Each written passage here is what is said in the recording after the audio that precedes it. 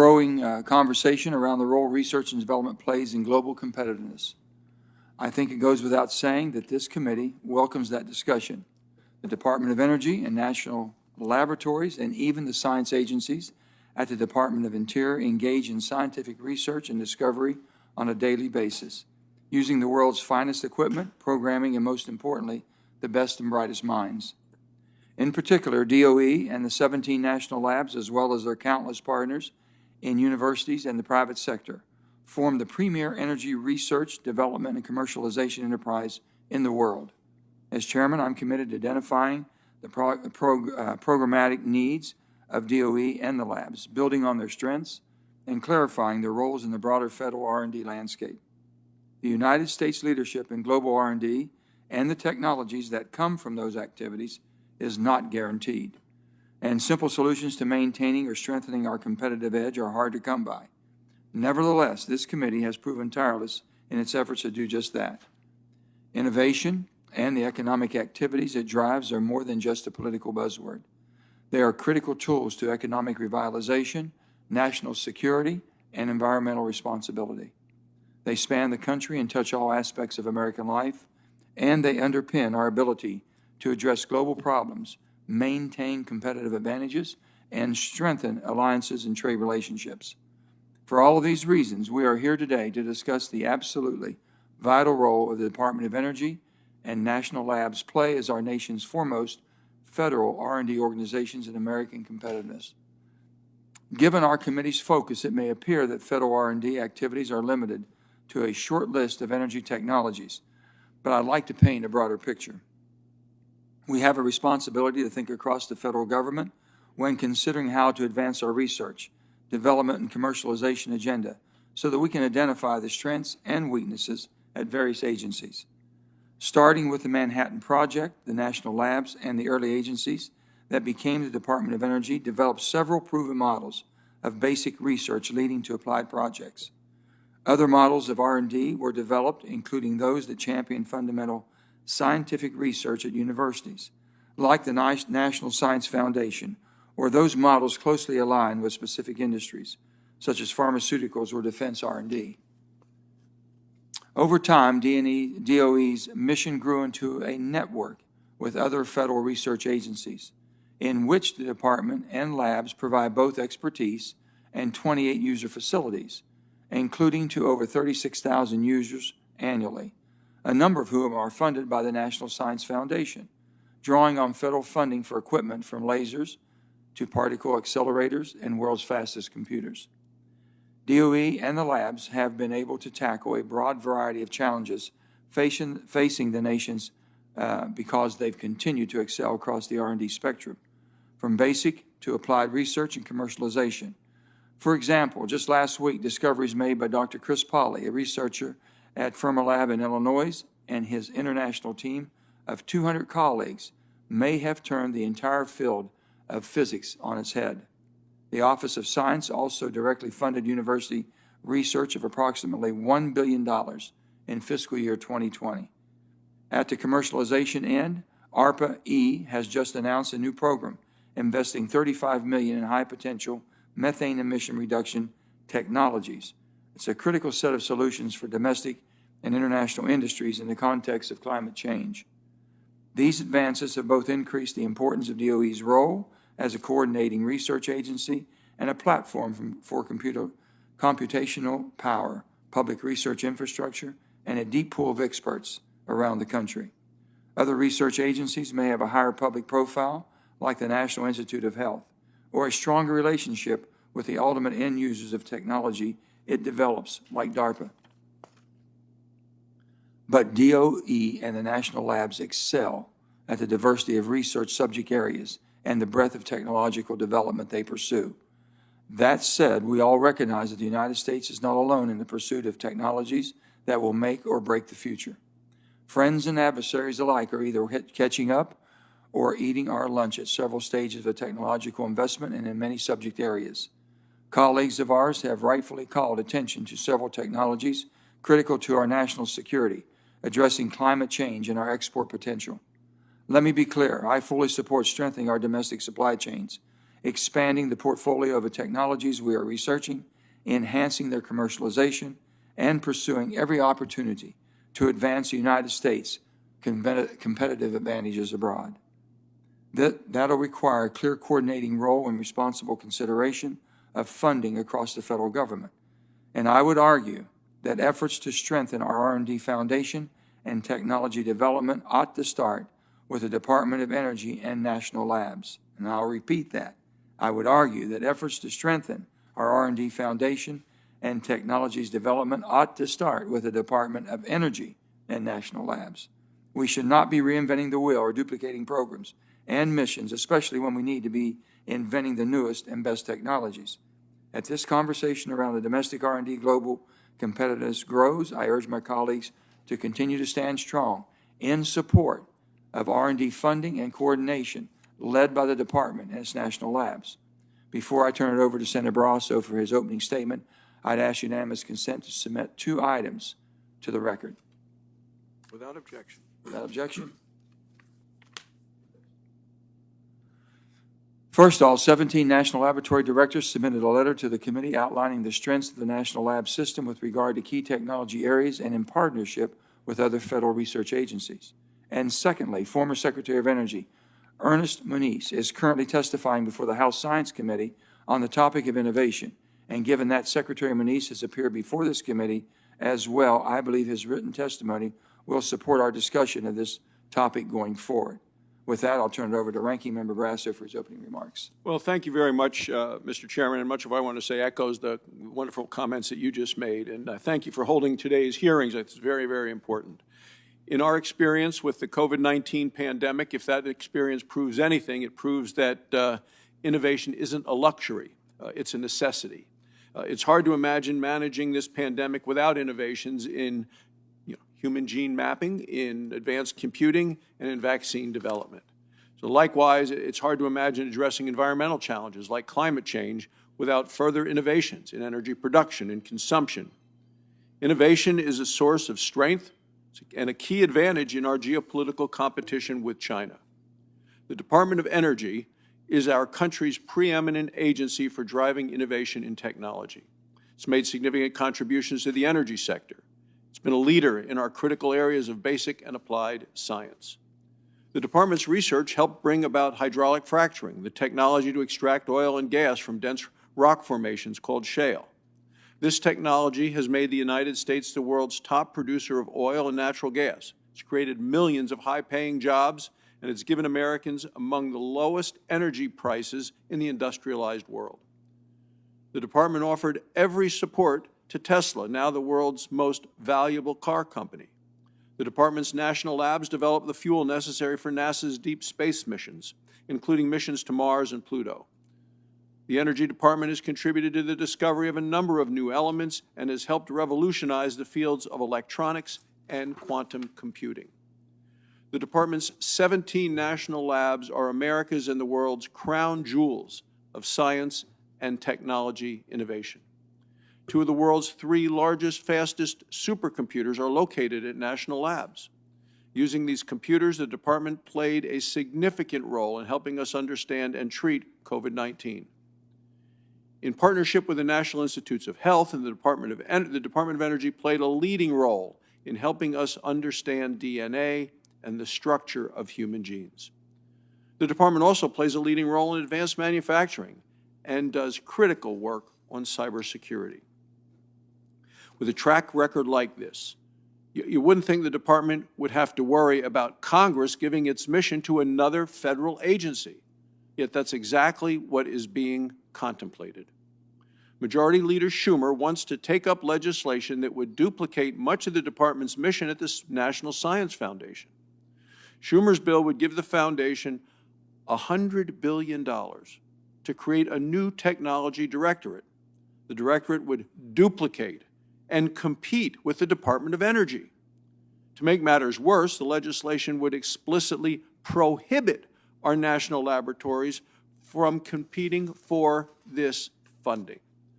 Mr. Chairman, before the Schumer bill gets floor consideration, we should be asking some basic questions, including, how is this duplication of effort a responsible use of taxpayer money?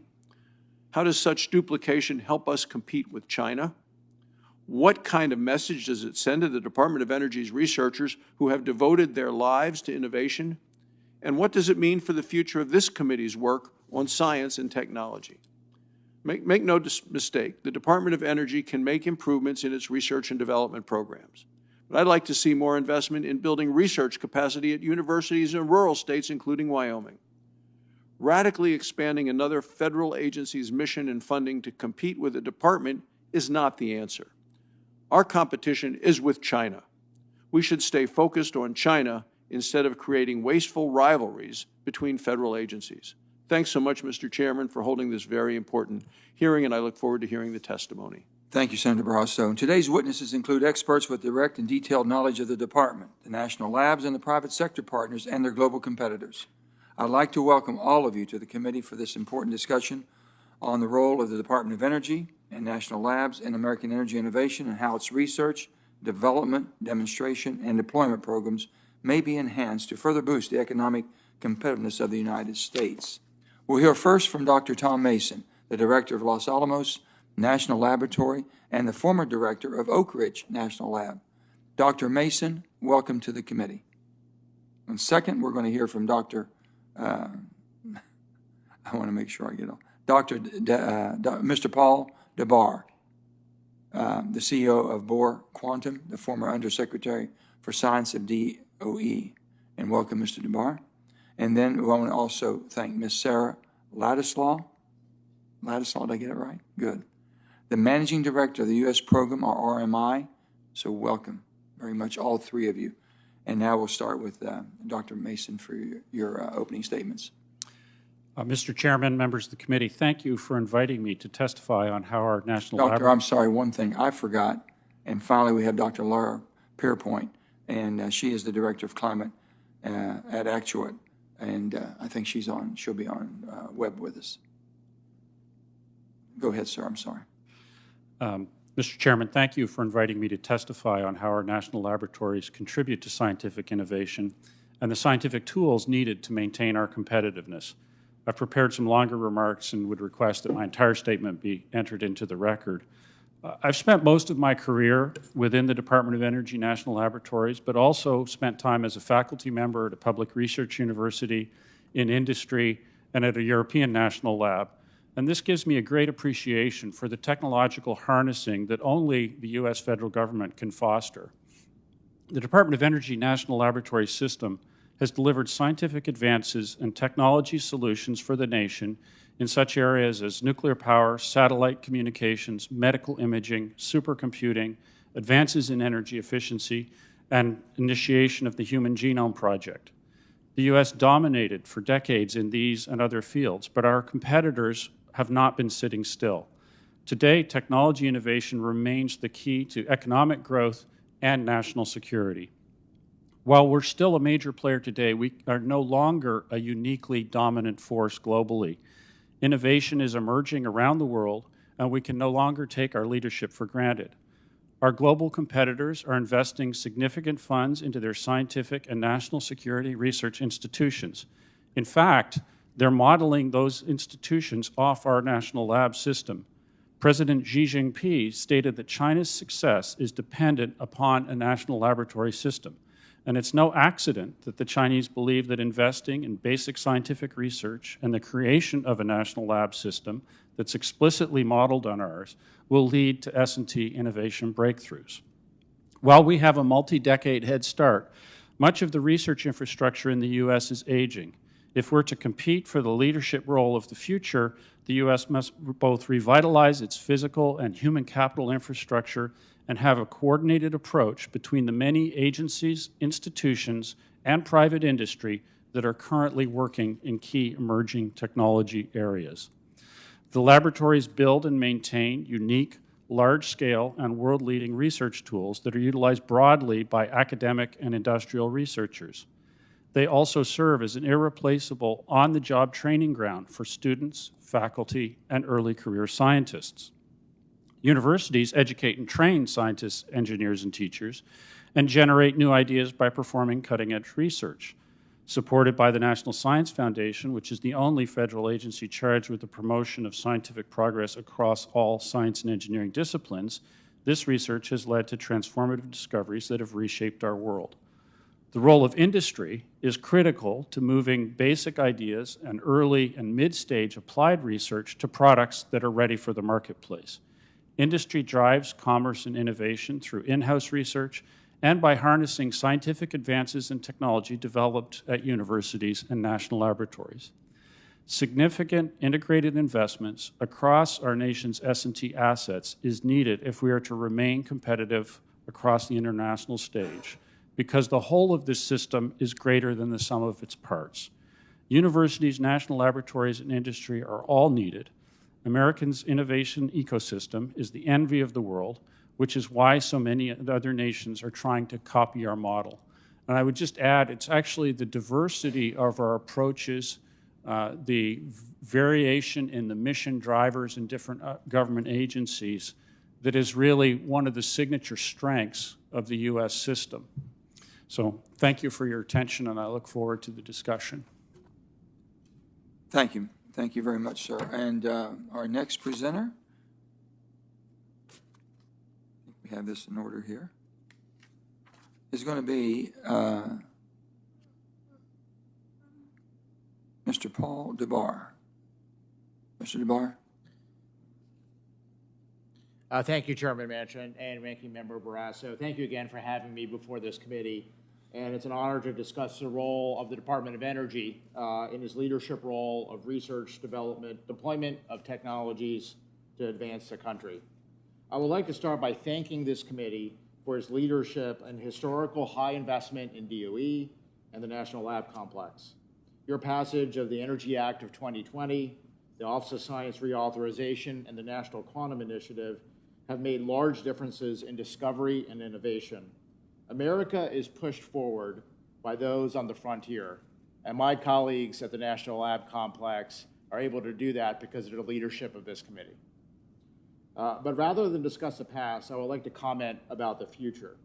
During this session, there have been proposals for further investment in the nation's R&D to support economic growth and national security.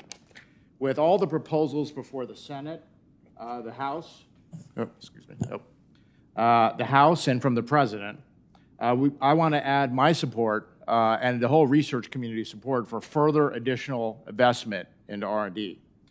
But in addition to support for the broad R&D increases, to better position ourselves globally versus the likes of communist China, I also want to advocate for DOE to have a leadership role in any final proposal passed.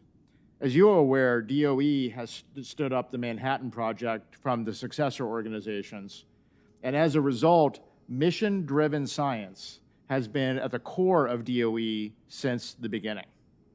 Most of the areas targeted for further investment, including artificial intelligence, high-performance computing, quantum, genomics, cyber security, materials, and advanced energy, are areas that DOE has been a leader, if not the leader. Highlights of DOE leadership include, in 2019, the U.S. became a net energy exporter for the first time since the 1950s, while concurrently driving down energy costs for the American people and leading the world in emissions reductions. These dramatic accomplishments were driven by American innovation supported by DOE and the national labs, including in nuclear power, solar, and enhanced oil and gas production. DOE-supported researchers won the Nobel Prize for lithium-ion chemistry, leading to revolutions in electric vehicles and grid-scale batteries. And DOE has a successful ARPA-E program with its recent large success of QuantumScape, a solid-state battery company first funded by ARPA-E and is now worth $17 billion. DOE has held the global leadership in high-performance computing for decades. Examples including the commissioning of the then #1 and #2 supercomputers at Summit and Sierra, and the exascale computing program. DOE is the largest funding agencies for the National Quantum Initiative, building on decades at the national labs in high-energy physics, computing and materials. DOE provides cybersecurity and cyber operations leadership, as the lead agency for the power sector, as well as support for national security. And DOE has had a very important role in biotechnology and genomics, including the founding of the Human Genome Initiative, which led to the Human Genome Project. And Berkeley Lab was an early funder of Nobel Prize winner Dr. Jennifer Doudna, who invented gene editing, and her efforts were supported by light sources at a number of the DOE national labs. DOE has significant experience in driving discovery to applications and has provided significant leadership in most of these areas that have been proposed. DOE is also moving forward with leadership in these areas, including in carbon capture, post-exascale high-performance computing, fusion, and quantum networks. We therefore urge that any final bill include DOE leadership along with Commerce and NSF in new efforts. In addition, the ability of DOE to manage both open science and classified applications concurrently will make it very valuable. DOE has a long history of many dual-use technologies. Given high-performance computing, quantum, AI, and many of the other areas proposed have significant classified aspects, DOE is best positioned to balance those areas. And finally, I would recommend that this committee have direct responsibility for authorizing and for oversight for the new efforts from the labs such as NETL and in areas such as nuclear power and oil and gas technologies. And for you to consider this topic further within your committee and with other members of the Senate, I would ask you to find a role for DOE in any final proposal. Thank you, sir. Next, we're going to have Ms. Ladislaw.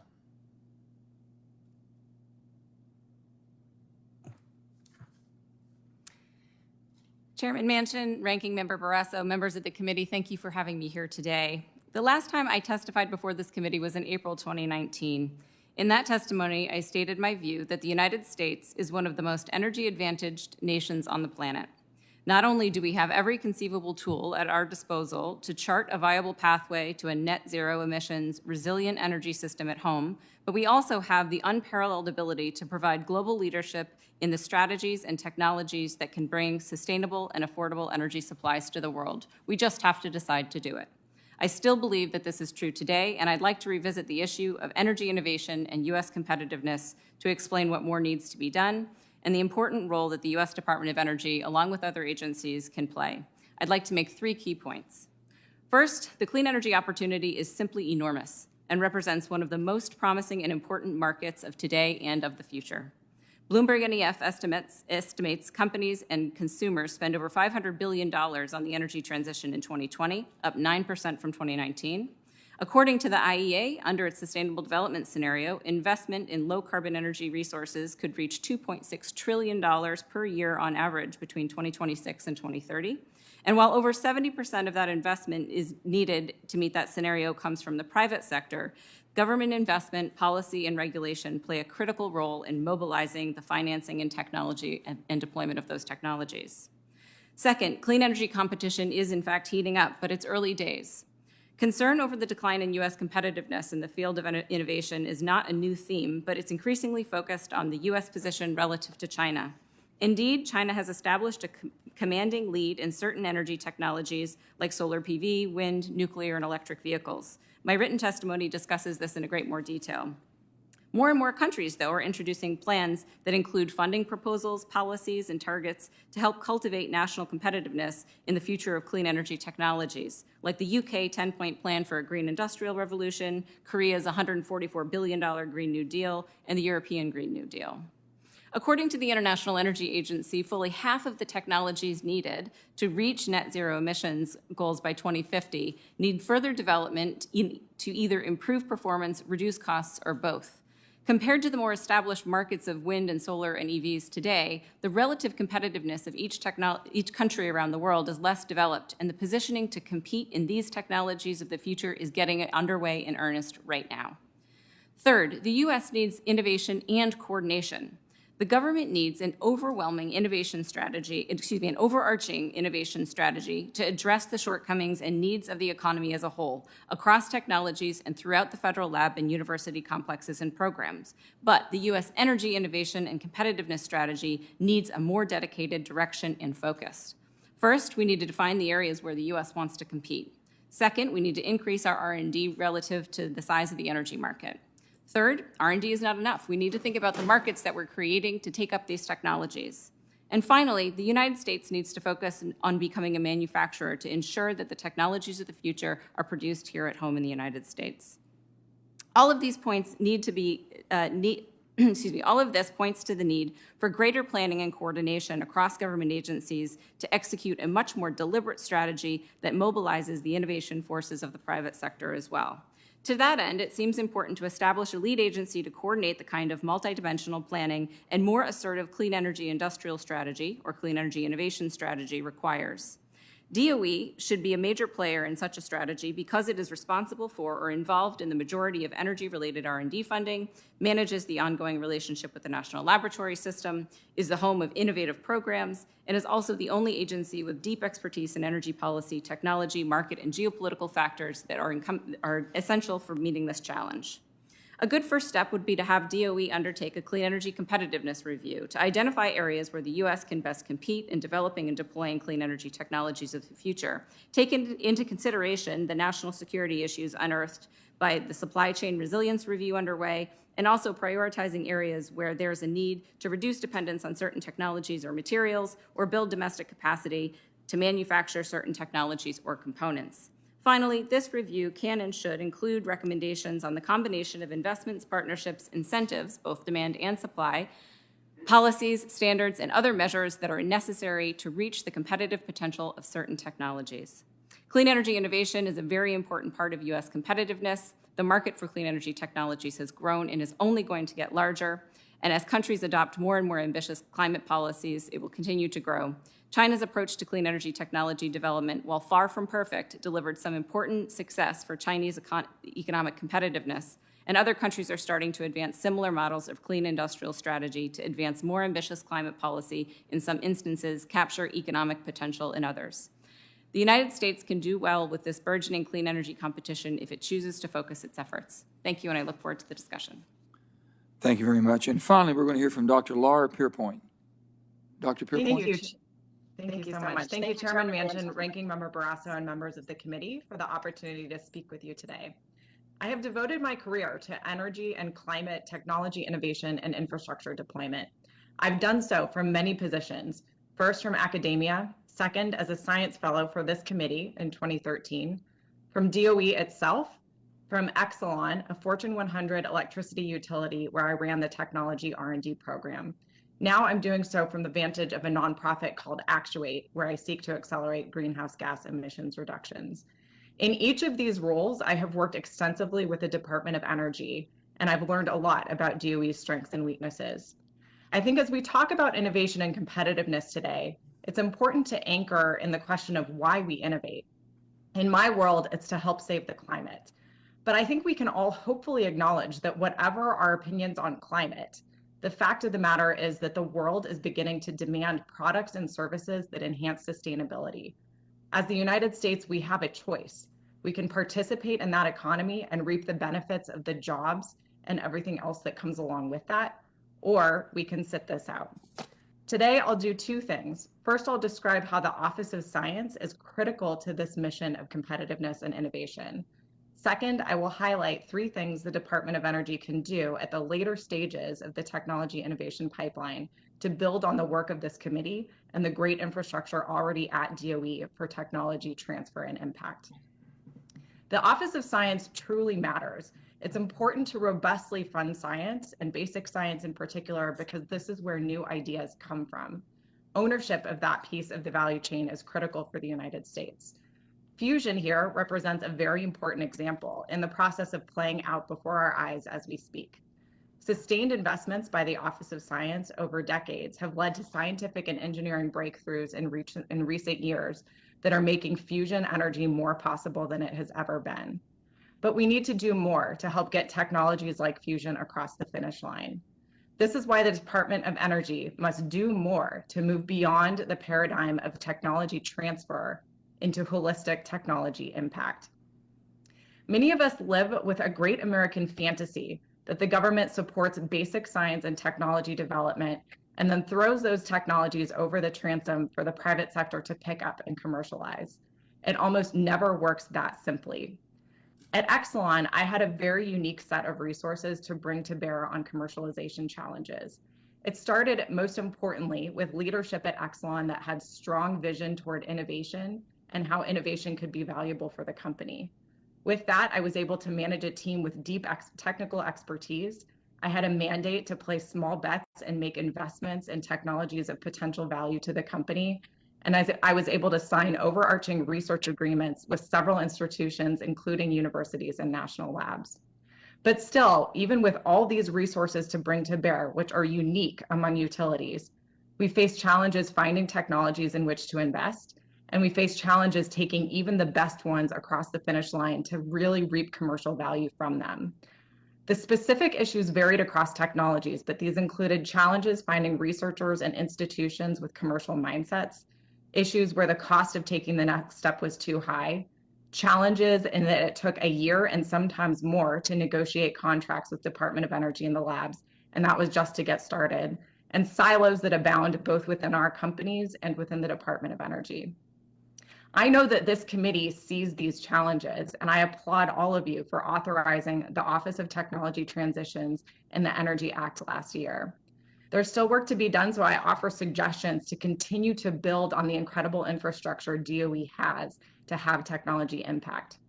First, I would suggest that DOE does more to encourage partnering and also potentially to set metrics specifically related to the potential for commercial value among the research it sponsors. Second, I recommend that the Department of Energy overhaul its contracting systems. I understand it's important for us to protect the taxpayer in the context of these negotiations, but the taxpayer benefits far more from commercialized technologies and jobs than it does from things like DOE ownership of intellectual property. Finally, I suggest that the department fund a much more complete suite of entities, so universities and labs, but also nonprofits and others that can really bring to bear holistic pieces of the solution. This is what we do at Actuate, where I am now. We work on greenhouse gas reduction by bringing a full suite of actors under the tent to demonstrate systems level solutions. While these recommendations by themselves won't solve all of our technology commercialization challenges, I think they're an important start, again, for building on the infrastructure at DOE. With that, I thank you and look forward to your questions. Thank you, Dr. Pierpoint. Now we're going to begin with our questions. My first question is going to go to both Dr. Mason and Mr. DeBar. So the Department of Energy and National Labs brings incredible expertise, as you always pointed out, infrastructure and resources to bear on many technological challenges facing our country. Our committee often discusses the application of their R&D activities to energy issues, but we know that their capabilities extend far beyond energy. So my question would be for each of you. Of the following technologies, could you please state whether DOE or the national labs work on these 10 R&D areas? The first one would be artificial intelligence. Yes, absolutely. Yes. Yes, okay. Senator. Quantum computing, Yes. Yes, Senator. high-performance computing and semiconductors, Core competencies for us, yes. Yes. robotics, automation, and advanced manufacturing, Yes. Yes. natural or human-caused disaster prevention, Yes. Yes. advanced communications technology, Yes. Yes. biotech, genomics, and synthetic biology, Yes. Yes. cybersecurity and data storage, Yes. Yes. advanced materials science and engineering, Yes. Yes. advanced engineering and industrial strategy, efficiency. Yes. Yes. And this one could be for the entire panel, and we'll just start with Dr. Laszlo and whoever wants to answer. Over the past decades, the most innovative technologies have come out of agencies that have worked together toward common goals. That includes DOD, NASA, NSF, and DOE, and their networks including the national labs, defense labs, and our outstanding universities and partners in the private sector. Each agency has harnessed its strengths and combined federal funding and private capital to successfully pair fundamental research with commercialization efforts. In the context of global competition, I want to see each federal agency, research agency, made stronger, funded adequately for the challenges we face, and well coordinated across government. And I want to avoid reinventing the wheel at any one point. So from each of your perspectives, can you highlight the role DOE and the national labs have in technology development and commercialization, and how that contrasts with the role that the National Science Foundation currently plays. I'll go ahead and start. Okay, Senator. go ahead. The way I would characterize National Science Foundation versus DOE, National Science Foundation has a much broader, but also much more focused on early investment, especially within university systems to a large degree. So they're more on the academic and a bit more on the discovery side. DOE strength, certainly the National Lab Complex is probably the biggest core. The National Labs allow scale for facilities and for research that not even Harvard and Stanford with their endowments could even come close to replicating in terms of the facilities and the capabilities. And those facilities allow for focus for people from all over the country and even all over the world to come together and to use those facilities to drive things in those particular areas that you asked for. Let me be more direct on Dr. Thomas. If $100 billion is invested in the National Science Foundation, would they be able to use that, or would they be duplicating what's already been done, or would it just basically be trying to reinvent the wheel? I think it's really important to understand the differences in the nature of how these agencies operate. The National Science Foundation is outstanding at funding a very diverse range of activities in a very much bottoms-up, individual investigator-driven mode. That's the great strength of the American academic research enterprise. Department of Energy and the national labs, and actually many other government agencies that have mission areas where they have to deliver outcomes to the American taxpayer, focus on those mission activities and use them to, drive the development of science and technology. Particularly as you get closer to the point of application, that mission focus is really important. Obviously with DOE, it's energy, it's national security, our nuclear deterrent, and we work with those outcomes in mind. I like to say at Los Alamos, it always starts with the science, but we don't stop with the science. We don't stop with the publications. We have to get things deployed, whether it's deployed into the energy sector or deployed in the form of a deterrent that is handed off to the Department of Defense. And that is a fundamental difference in how the agency approaches things. And when you look at the scale of the problems, the list that you just outlined, these are really, really tough problems. We need to mobilize all of the R&D assets, recognizing the different strengths of the agencies involved, coordinating to make sure that we've got the right assignments in the right places. And I think if we do that, then we will be very well positioned for the future. Ms. Laszlo, do you have anything you want to add to that? The only thing I would add is money is good, but strategy is better. So it's not enough just to pay different places to do different things. It's what are we going to do to actually be competitive in deploying these technologies? And I think putting the sort of, the full suite of the energy innovation ecosystem on the table in terms of planning is really what's important here. Senator Barrasso.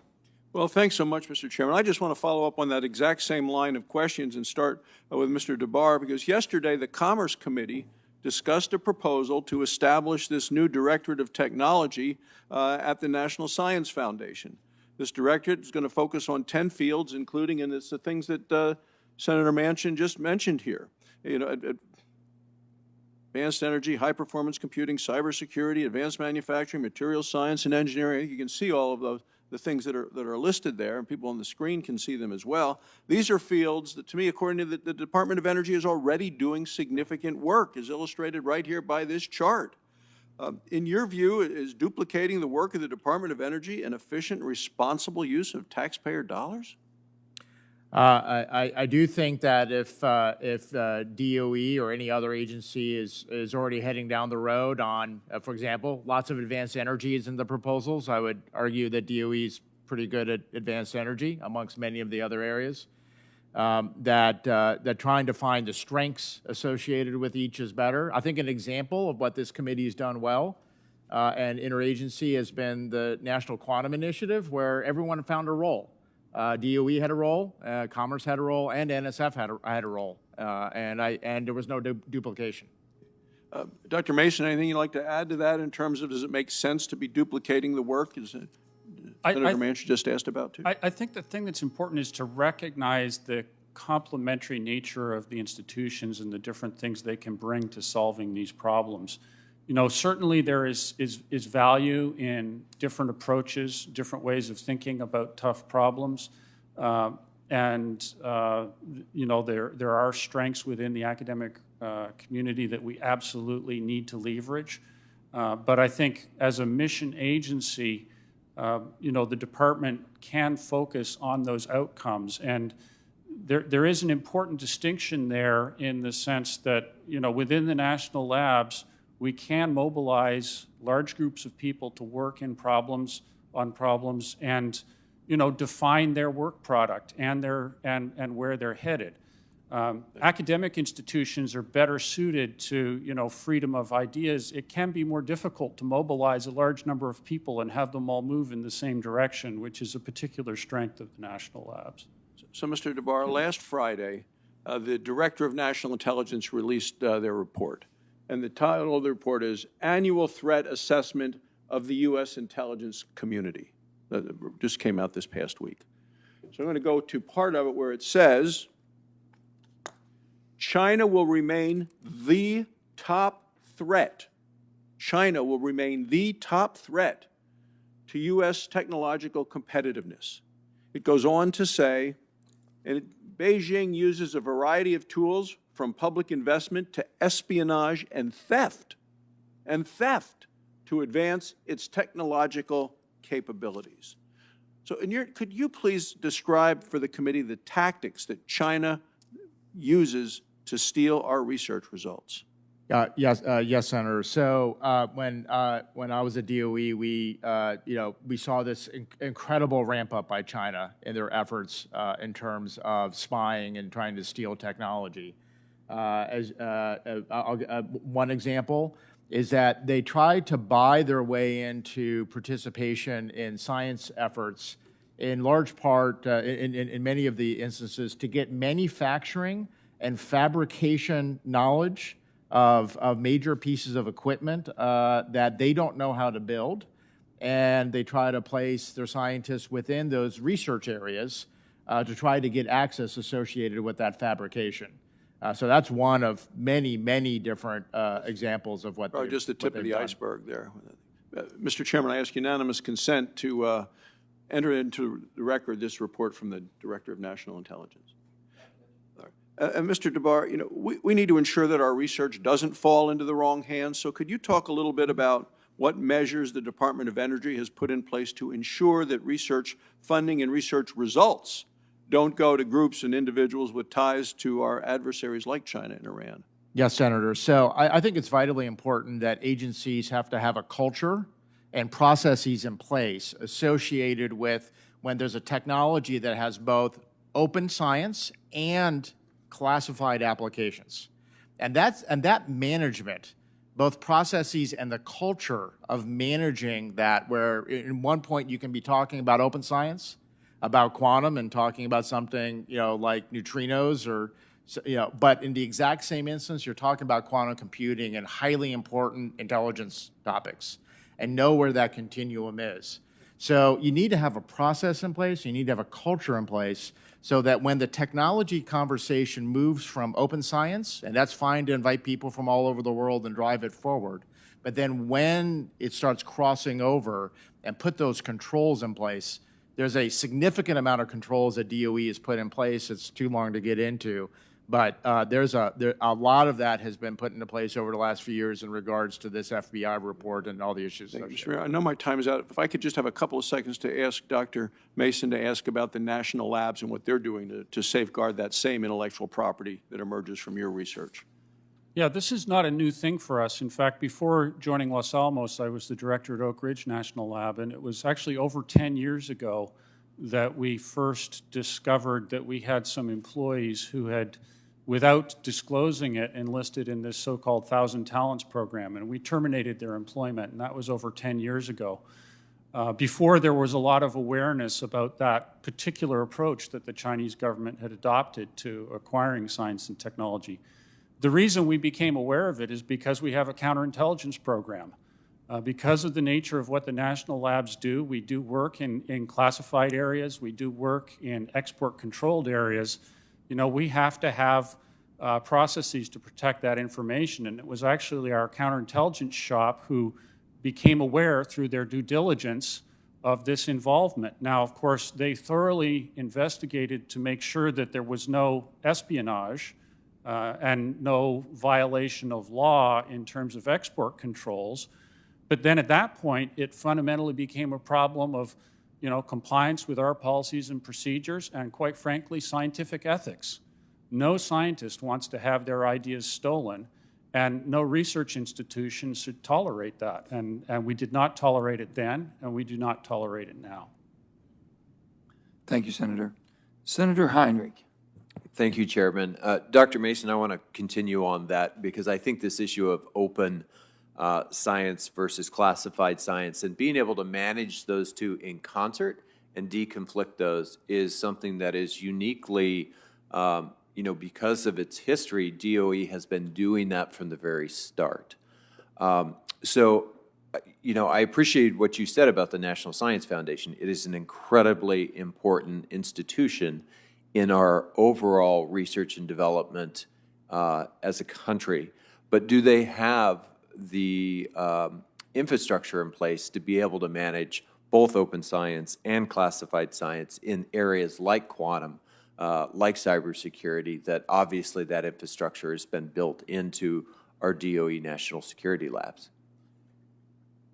Yeah, certainly you're correct. It's in our history. At Los Alamos, we are very proud of the fact that our history includes significant contributions from scientists all over the world, including in the Manhattan Project, where refugee scientists from Europe were key to solving many of those technical challenges.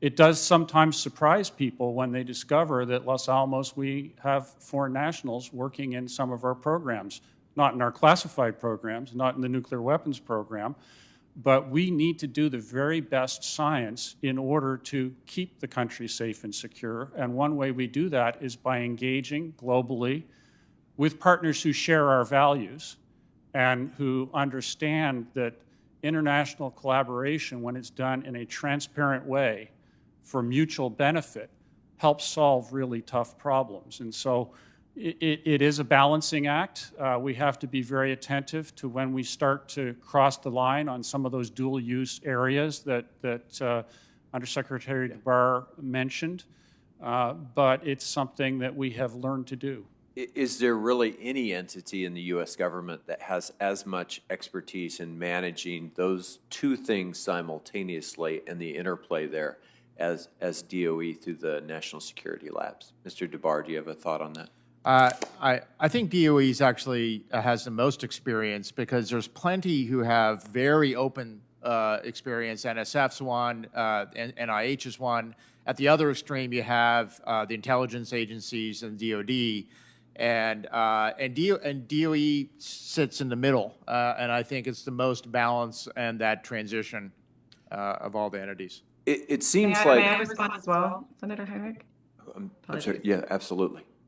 Oh, thank you, Senator Heinrich. So, you know, I just want to agree with what my colleagues have said here. I think one key thing to understand is that, you know, the NSF has a very important role supporting universities, and many universities have a very open concept and open way of approaching the work that they do. And that's actually extraordinarily important for their success. Yeah. Exactly. Whereas at the Department of Energy Labs, there really is this unique ability to be able to conduct research in this way.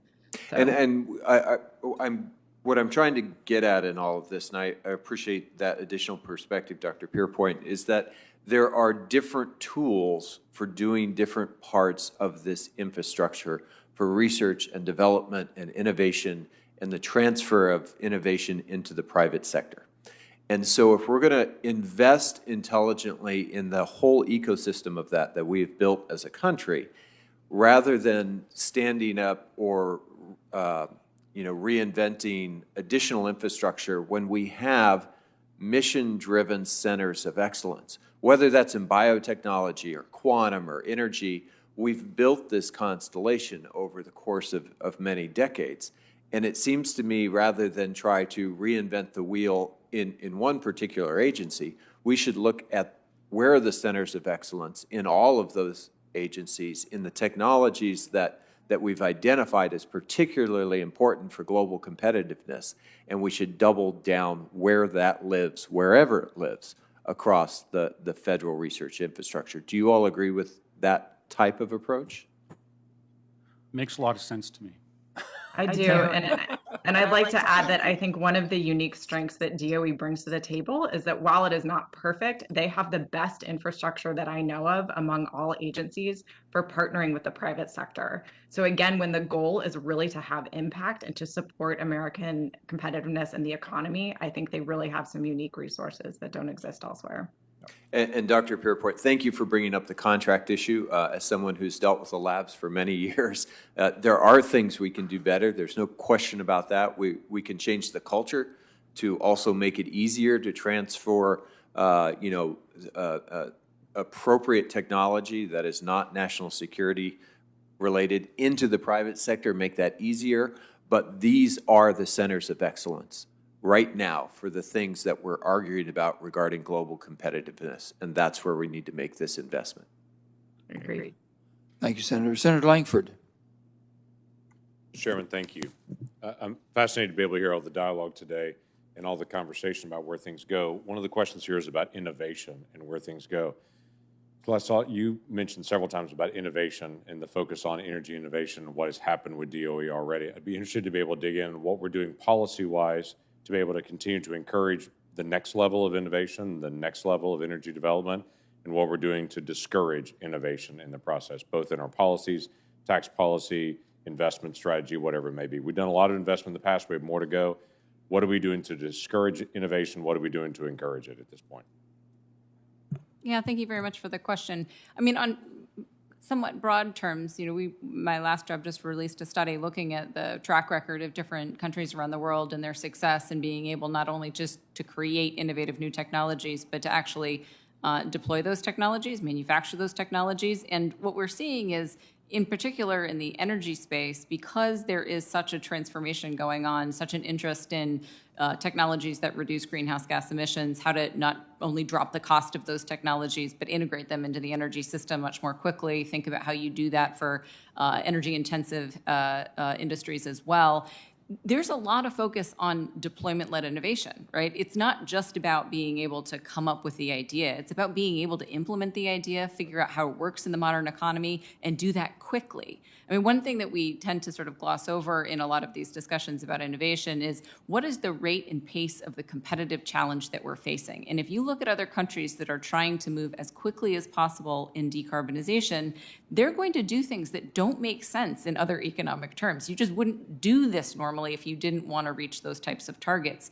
They're going to move more quickly. They might waste money, they might have less success in some instances, but they are going to try to move more quickly, put more enabling infrastructure, more tax policy, both the supply side, investing in R&D, but also making sure that those technologies get pulled into the market quickly. And that's going to give them an edge at thinking about how you transform the energy system of today. So I think the U.S. is not doing enough on thinking about not just how do we create the best ideas in the world, we already do that to a certain extent, but how do we become the people who put them into the market first to understand what is working or not working in some of those technologies and improve on that in real time and much more quickly, because I think our competitors are prepared to move more quickly than we are. So are we investing too much in incumbent technologies? Because we put billions of dollars in some technologies that already exist and are already well developed in different tax credits and other things. The wind tax credit's one of those examples that we've done the PTC for years. Wind is clearly no longer a new technology on it, but we still continue to spend billions of dollars to be able to reinforce that as well. Should we spend some of those dollars on new technologies or continue to invest in incumbent technologies? I tend to think that we need to think about new types of challenges as they apply to those types of technologies. So for example, wind is not done innovating, right? There are new types of wind technologies, there's new types of solar technologies.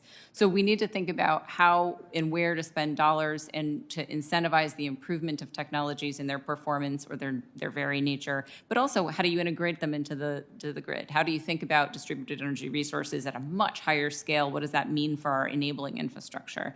Yes, we absolutely underinvest in the technologies that we need to be thinking about for the future. I try to not think about things as being incumbent technologies and therefore, you shouldn't invest in them anymore. Listen, if they have a viable pathway to play in this future that we're talking about, where the priority is, it needs to be secure, it needs to be reliable, it needs to be sustainable, it needs to drop emissions, then we should be investing in those if we see there's a viable pathway for some of those technologies. CCUS, hydrogen, all of those types of things require much more attention than we're giving them right now.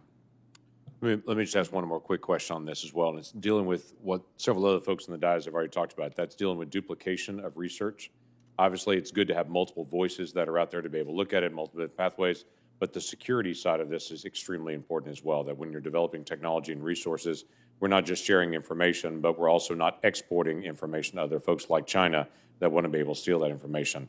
How do you see the best way for us to be able to balance continued sharing of information, but also protecting the security of information to make sure that we're not keeping things in silos, but also make sure we're not giving away what we're doing?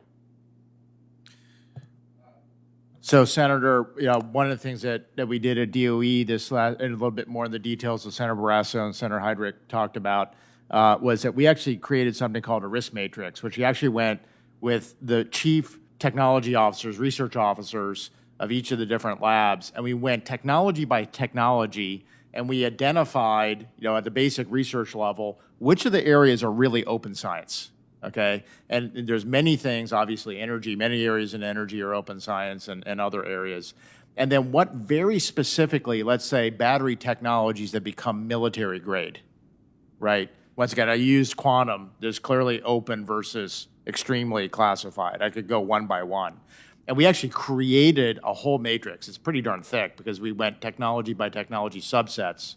And when we put walls in place and saying, this is completely open, and this is going to be classified. And actually, the labs all have this as policy right now as a part of that. That was something that we developed, and it's being expanded, actually, I think, at the department last time I heard. Okay, it's very helpful. Thank you. Thank you, Mr. Chairman.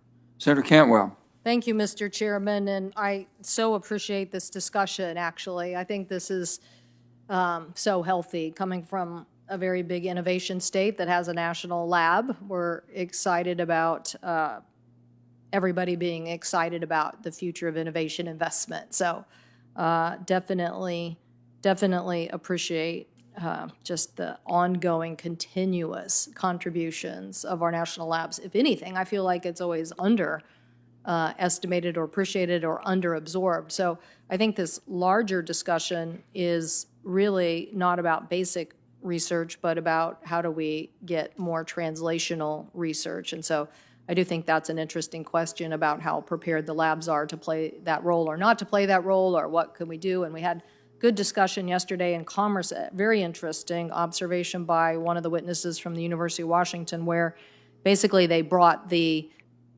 outside venture capital into the university and then basically really just made significant strides in the amount of tech transfer that then was enabled. And so, but one of the comments came to a question about China and competition, and that was, what to do. One of the things was just make patentable dollars available, because at the university level, they're not patenting it. So basically, we're doing this great research. We're not patenting it. We go and give a big discussion somewhere. People read and hear the discussion, and then they run home and basically copy the information. So I don't know, Mr. DeBar, what you think about at the lab level, but certainly at the university level, it seems to me like we need to be putting some resources into protecting our research and development into patentable content. Yes, Senator. If you don't mind, I'd like to say thank you for your comment a couple of months ago about EM and about our work for the last 4 years. So I just wanted to say thank you for your kind comment. So proud of you guys. On the partnership there for the last few years. Yes, no, Senator, you're exactly right. There is almost no money going into the national labs or the universities to patent and secure technology. Dollars are not appropriated for, it's basically legal work. And when money comes into the big science entities, all the different agencies, money doesn't get appropriated to support basically legal protections associated with that.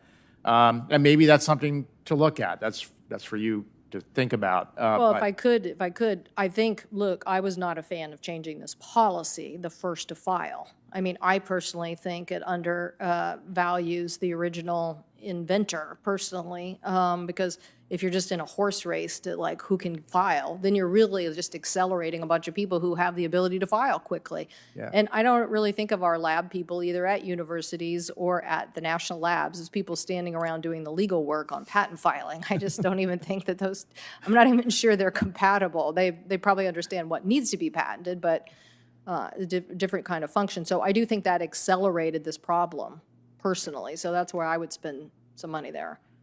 If I could offer an make a comment on this as observation. well? Yes, go ahead.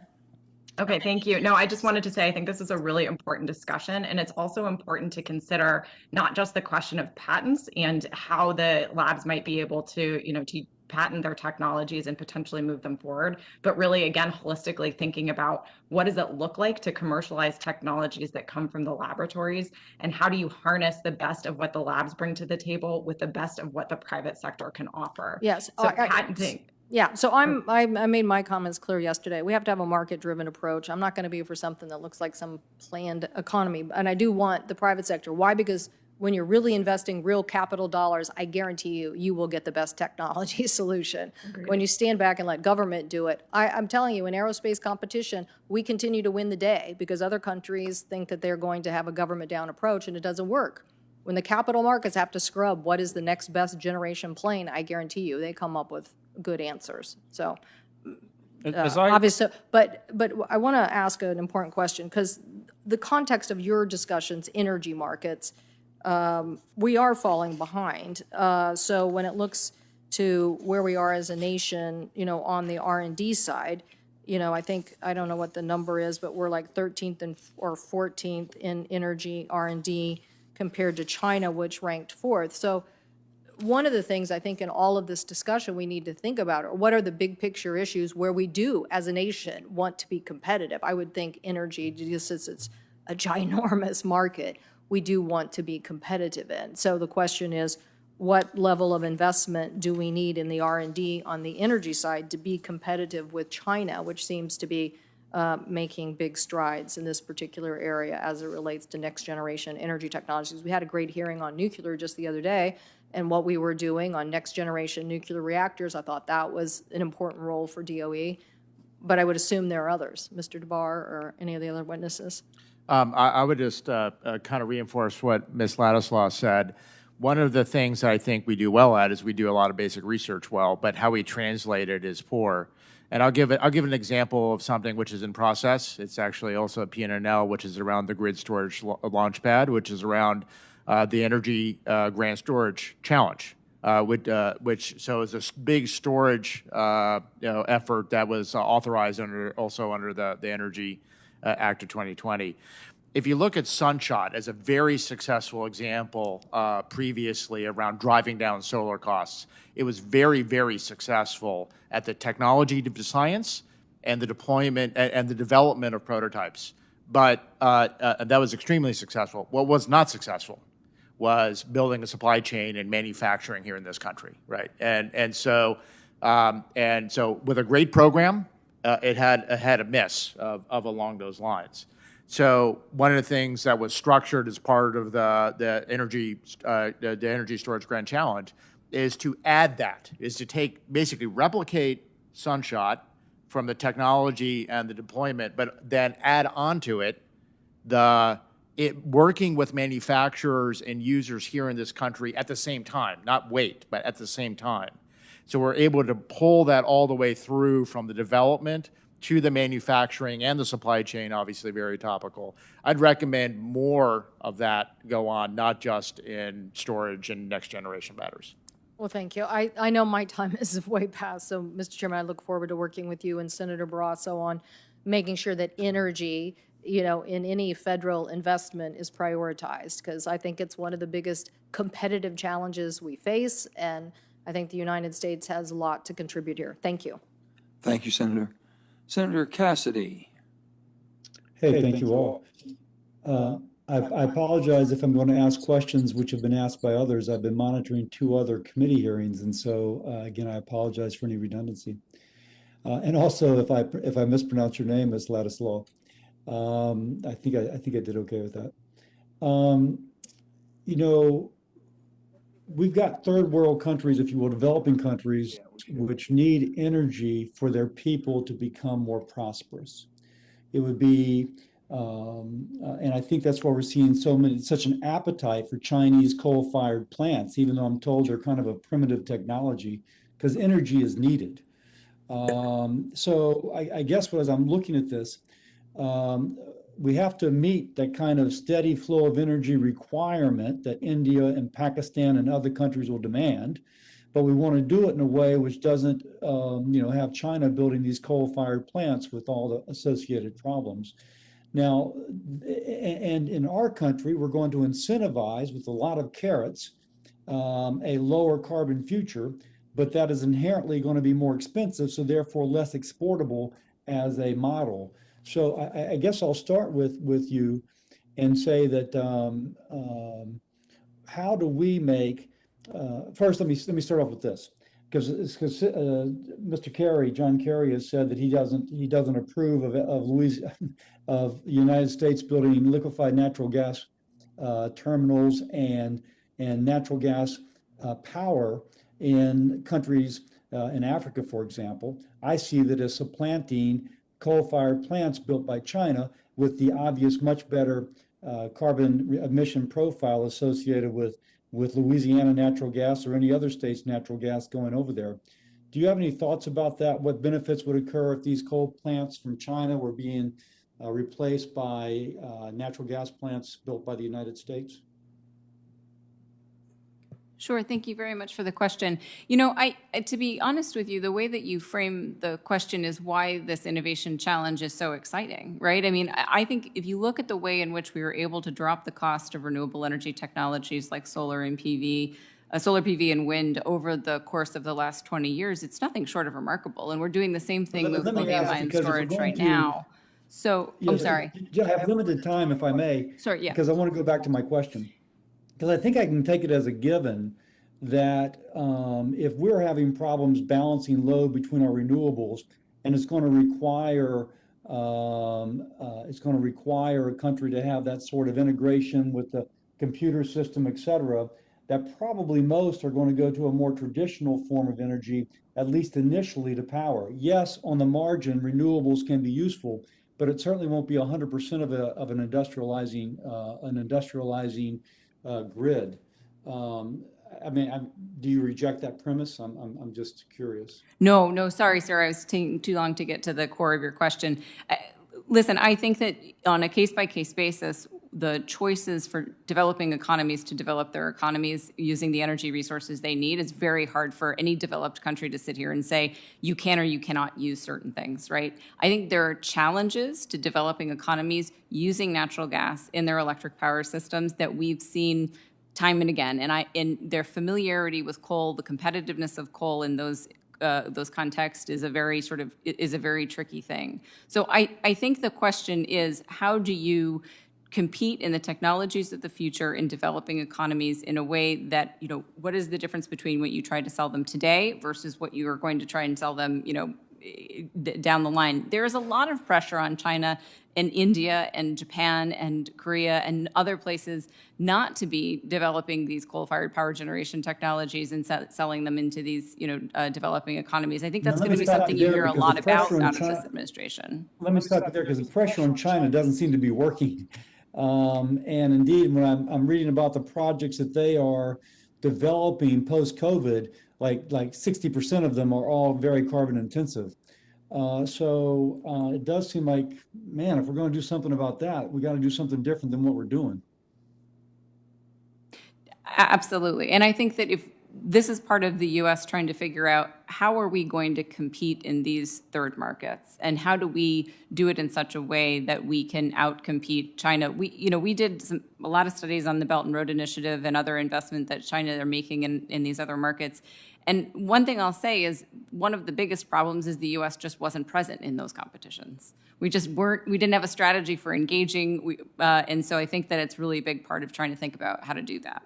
And I think, this is the real driver behind why we need innovation. We are not going to tell the third world, you cannot improve your standard of living. And the fundamental difference between the U.S. or European or Japanese standard of living and a third world standard of living is energy. If you look at the per capita energy consumption in the U.S., we are basically, if you look at it in terms of human equivalents, you eat 300 calories worth of food a day. Every man, woman, and child in the U.S. has the energy equivalent of 100 servants in the form of transportation and light and heating and cooling. And the rest of the world wants that. And we have to innovate in order to be able to provide it to them at an affordable way with U.S.-made products and services that does not cause intractable harm to the environment. And if we can do that, then not only will the standards of living rise around the world, but it will drive our economic development as we sell those products and services into those markets. Hey, Dr. Mason, I totally agree with you. I'll yield back, Mr. Chair. Thank you. Thank you, Senator. Senator Hirono. Thank you, Mr. Chairman. This is for the panel. The National Climate Assessment released in 2018 estimated $500 billion in lost economic output annually by the year 2100 due to global warming at or above 2 degrees Celsius. The National Climate Assessment also identified the damage to the health of Americans from extreme weather, the easier spread of infectious diseases, and reduced food safety, among other consequences. And we are putting the health and well-being of the public at greater risk if we do not accelerate adoption and innovation in zero carbon energy sources. The panel today is focused on how to foster U.S. technology leadership. President Biden has laid out his vision of how investing in new clean energy technologies will help build the middle class in America and expand economic opportunity. For the panel, if we can spur a greater U.S. leadership in clean energy technology, how big is the global marketplace for clean energy going to be? And are we poised to take advantage of that market? Perhaps we can start with Ms. Laszlo. Yes, thank you for the question and for thinking about the consequences of not actually taking this big opportunity to lead in these technologies. I cited in the testimony $2.6 trillion annually in the Sustainable Development Scenario, and that doesn't get to net zero by 2050. So when you think about the sheer size of a market that's trying to transform the underpinning of the global economy to something that's net zero, it's hard to put a figure that large in place. And so there is a huge opportunity. There's also a lot that can go wrong, and so we need to think carefully about how we do this. I don't particularly think that the United States is positioned as aggressively as it could be, not only to make that transition, but also to be able to be very competitive in the context of that transition. I think there's another way to think about this. Think about the last great energy transition that happened at the end of the 19th century as you saw petroleum and electrification. And then ask yourself, what names and companies are associated with that? And what you think about is Standard Oil, and you think about Edison, and you think about Westinghouse. The U.S. drove that energy transition, and the U.S. economy benefited from that for decades, for a century after that. And so it's companies that represent a huge fraction of our gross domestic product, and not only that, it's that same energy engine that won the Second World War. So that gives you an idea of the scale of the consequences associated with an energy transition. And you have to ask, is the next Edison, is the next Westinghouse, is the next Standard Oil going to be American? That is the My question. I We can also want it to be comment. American. I would say, Senator Hirono, that there are a great amount of very exciting technologies that are all being worked on right now that we need to figure out how we're going to manufacture just like we have in the past. We're right now as a country very good at oil field services, at steam turbines, at gas turbines in terms of manufacturing, but there's whole swaths of areas that we don't in PV and solar and wind. Yes. And the question is, how do we drive the next, right? How do we, next generation chemistry, manufacturing and supply chain? We should be very much focused on where the puck's going, to use the Gretzky reference, and to invest in those so that we start manufacturing those like we manufacture other things well. Yes, I think if we're looking ahead, we're going to be looking to non-fossil fuel kinds of energy sources. And so we, as a country, we can be a leader there, but I don't think we're particularly positioned in that regard. Yes. Did any of the other, go ahead. Oh, thank you. Yes, if I could just make one quick comment, which is that, I agree. And Senator Hirono, I think your question is really quite apt because it's important to recognize that this is a very complex set of systems that we need to address simultaneously. So in order to reap the economic benefits here, absolutely, we need to invest in innovation and really strengthen those innovation ecosystems within the United States. We also need to be very proactive about setting our posture to take advantage of these global markets. And as Ms. Ladislaw laid out, I think there's more we need to do there. And then, to go back to Senator Lankford's questions as well, there are other pieces to this too. So for example, it's really important to set the policies that make it clear to the private sector what demand is going to look like. What are the standards to which we are aiming? What exactly is the structure of our business models and our markets? Because as much clarity as we can possibly get on that will actually really encourage the private sector to step up and take a much stronger role in innovating and commercializing. And when you bring all of these things together, that's where we can be most powerful as a nation and ultimately reaping the benefits of the economic opportunities here. I think one of the things that happens is if you put out a clean energy goal and standards as Hawaii has done, then you do invite the private sector to come forward and provide those kinds of alternatives. And that's why, I'm for these national kinds of standards that will encourage the private sector to step up. Thank you. Thank you, Senator. Senator King. Thank you, Mr. Chairman. First, I want to follow up on Senator Cassidy's comments about natural gas. I've been an advocate of replacing oil and coal with natural gas, but it's important to realize that unless we control the methane that's released in the extraction of natural gas, its carbon benefit virtually disappears. So there's a CRA going to be on the floor in the next week or so on that subject, and I think it's a case where it's low-hanging fruit. It's very cost-effective, and we really the methane problem is one that can be dealt with, but if we don't deal with it, it as I say, it virtually eliminates the environmental benefits of natural gas. Let me go to Mr. Daver. I want to flip the discussion. We've been talking a lot about protecting American innovation and taking advantage of the market opportunities, but many of these challenges that we have, battery storage, the new generation of nuclear electrical generation, CCUS, doing something about plastics in the ocean, those are global problems.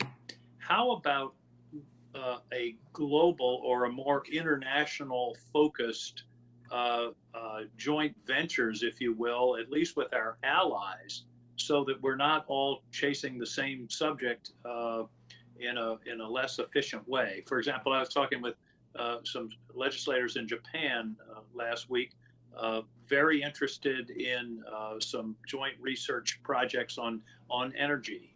Talk to me about the possibility of explicit joint enterprise on some of these global energy problems. Yes, Senator King. From my personal experience of having to reach out to the Japanese, had Japanese conversations, European, discussions. Apologize, I have to say something nice about America. We actually do a really good job at the national labs compared to If you look at, is there a nettle in Europe? No. Is there an NREL in Europe? No. And so it's a bit hard actually to find, the exact points overseas as it's actually easier in the United States to do that.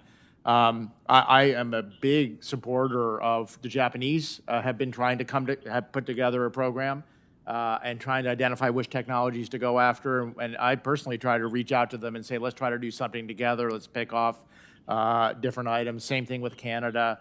I would recommend trying to figure out a way actually how to formalize that, how to actually draw in, Canada or Japan or the EU and do that. That's what I'm suggesting, is some formalization of a process just to take advantage of the potential benefit of scale of research. Let me change the subject a little bit. It strikes me that one of the comments that's come through today is we've got great research, but the nexus between research and commercialization in this country is not all that it might be. I think you said, Mr. Dever, you used the phrase, how we transfer is poor. How do we deal with that problem? Because research doesn't help us unless it leads to actual implementation. That's why R&D has the D part. Well, yes, Senator. I think that it's actually much lower cost in terms of appropriations, but I think it's actually vitally important to invest even further into the commercialization efforts at DOE, but also at the universities and whatever happens with a bigger innovation bill. I think resources to reinforce those particular areas is vitally important because, once again, as Ms. Ladislaw said, we got plenty of great ideas. We got plenty of discovery, but I do think setting up even further efforts into that, on top of the good things that have been done for the last 10 years on that, I think is actually a great use of dollars. And I think we have to realize that there may be misses. Some things aren't going to work.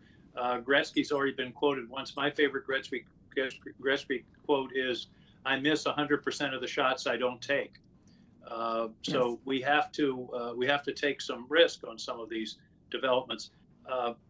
Mr. Point, yeah, go ahead, please. Oh no, I was just going to say, I think that's a really great question. And, again, I think coming from my position, where I was working on private sector R&D and very much working with the Department of Energy, I agree the gap is still really big. And again, I think one of the challenges is that the gap does not look the same for every technology. Even within energy, it looks different among different kinds of energy technologies. The particular barriers to moving things into the private sector are not always the same.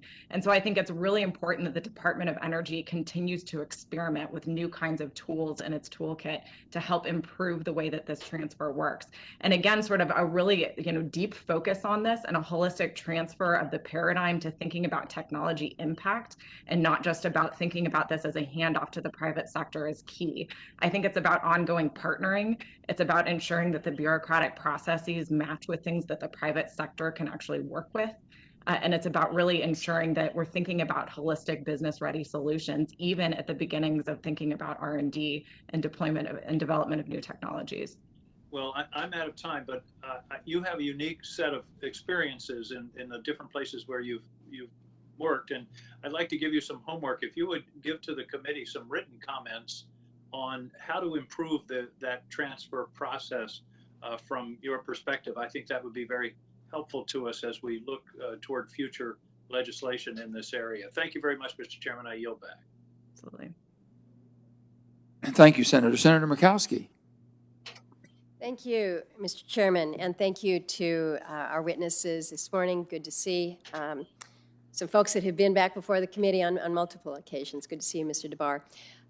I have kind of spent my week focused on Arctic. The past 2 mornings I've been engaged as part of the Standing Committee on Arctic Parliamentarians. So I've been thinking about Arctic, and I've been thinking about our energy challenges. I've been thinking about our climate-related challenges in the Arctic. And so I appreciate Senator King's comment there about international collaboration. What more can we be doing? We certainly discussed that from an economic development perspective, but also from an environmental stewardship perspective. And Mr. DeBar, I'll direct my first question or perhaps observation to you. we've reauthorized the Arctic Energy Office. This is good. We want to get a few more folks up there and actually really on the ground. But we have also developed a pretty great partnership, I think, with NREL, the National Renewable Energy Lab, and our Cold Climate Housing Research Center. And again, some might say, well, that's, this Alaska specific. It is absolutely not. It's not only Arctic specific, but recognizing that when you can make advances in housing in extreme environments, you can do it in the cold, you can do it in the not so cold. And so we recognize the benefits there. But any comments in terms of, based on your perspective, what more DOE can be doing to build out these best practices, these collaborations with our Arctic neighbors? Yeah. So, Senator, I think as we talked about before, I think the use of, to use the term, test beds for different and new technologies is vitally important. And it is really important when there's collaborators who could share with the effort and bring other ideas and other money, so you can kind of bring together scale, who have similar problems. And I think that American leadership is really important here. We still are the biggest country in the world in most aspects. And I think reaching out to the likes of Canada and others who have very similar issues with their local communities and different applications will leverage, I'm going to use a banking term here, we can leverage the dollars that are spent here by the American people because other people will be contributing. And there's many programs that are very successful because we're able to do a lot more together with that leverage and also more test beds. So I'd very much advocate for entering into really more formal conversations. It's been harder to do it informally. And so I think trying to figure out how to do it formally would be a great idea of how to do that. Let me shift gears a little bit here, and this will be directed to you, Dr. Mason, at Los Alamos. Talking a lot about what we're going to do to move to this renewable energy economy, what that's going to mean. We talk a lot about our supply chain vulnerability. We've really seen that spotlight shown in a COVID-related world when it comes to the medical side. But we also know that when it comes to energy, if we don't have these critical minerals, we are at a competitive disadvantage. We can't be in a position where we rely on China. We can't be in a position where we're relying on other countries who have lower environmental standards and lower standards when it comes to human rights and worker safety. So how we are able to access our resources, our critical minerals, and do so in a way that acknowledges the environmental stewardship that must come with it, but also in a way that we're looking to greatly reduce the emissions. So I would ask if you can share with me anything that our national labs are doing, whether it's through technology development or investigating new approaches to production that will help support more responsible development of our domestic mineral resources. Part of the conversation that we had yesterday, I was reminded that I'd visited a site in Sweden, Kiruna, Sweden, as part of the last Arctic Council meeting, several Arctic Councils ago, but the LKAB mine there is working towards getting themselves entirely removed from the fossil emissions as a significant mine there. And I don't know whether our labs are looking at any of these technologies that might help advance us when it comes to accessing our critical minerals. Yeah, that is actually a very active area. Certainly, the general issue of supply chain vulnerabilities is one that's very much in our awareness in the NNSA labs because, of course, we have responsibilities in the nuclear deterrent that have some of those supply chain vulnerabilities. And oftentimes, it does come down to access to very specific materials that have physical, chemical properties that make them well suited to certain applications. It turns out that in general, it's not that the U.S. does not have those minerals. We have them, but we have not been actively exploiting them for some time. And in many cases, and in particular, China has been very sophisticated in its approach to leveraging their control to the current supply chain to their economic advantage.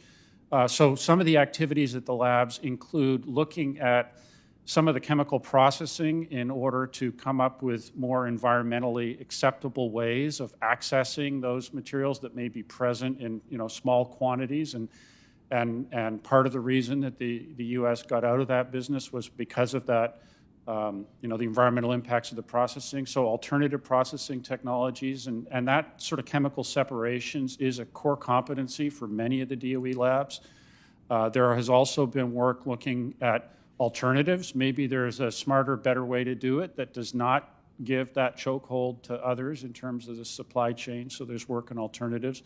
There's actually a thing called the Critical Materials Institute, which is a consortium of DOE labs, Oak Ridge is involved, Ames Lab, Idaho, as well as academic researchers and industry partners that in addition are looking at things like recycling. There's a lot of critical materials that are tossed into the trash on a pretty short time scale because they're high-tech components that may have, pretty short obsolescence times. And so if we can begin to recycle, some of the samarium, then we don't have to rely on those supply chains. And it's material science, it's chemistry, it's chemical separation. These are areas that are part of the toolkit of the Department of Energy. Thank you. Thank you, Senator. Chairman. Senator Cortez Masto. Thank you. Thank you for this great conversation today. One of the areas I want to focus on are technology standards, and this is for the panel. I know one area we must address as we look at global competition over new technology are the standards setting process. Specifically, what I have seen is China has established goals to set global standards for emerging technologies like 5G, internet, the Internet of Things, artificial intelligence, on and on and on. So I'm curious from the panel, can you discuss the importance of the U.S. involvement in standard setting for this new technology and what steps we can take to ensure that we continue to lead the global standard setting process? And if you would, I would appreciate, let's start with Dr. Mason. Well, I think one of the most important things in the setting of standards is that when you invent something, you have a pretty strong say in how those standards evolved. And so being present at birth is I think, a key component to having a voice in that. And of course, it does become important because, the world economy needs those standards to function. And if you're well positioned at the beginning of the discussion, then you are going to be well positioned at the end of the discussion when it turns into shipped products and so forth. And so it is maybe an underappreciated role that gets played. Of course, in terms of standards setting, the Department of Energy's primary standards role is around energy efficiency standards, and that can be an important one, but it's broader than that as well.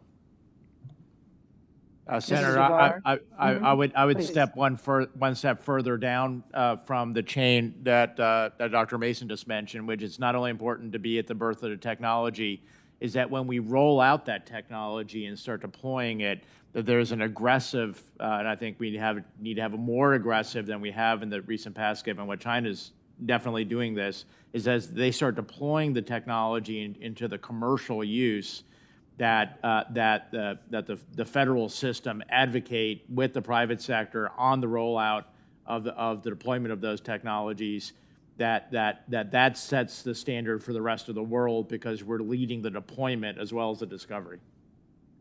I agree, and I think it's sometimes overlooked, but it's so important for us to address the global standards role here. And I know we're all focused on the research and and getting out ahead of the technology and making sure we're competitive and there's an advantage. But we cannot forget that there is, when we look at some of this technology, standards are going to be set. And if we don't lead as the United States, others will lead for us. And that will have an impact really on not just implementation, but competition as well. And so I'm curious, anybody else have any comments with respect to this?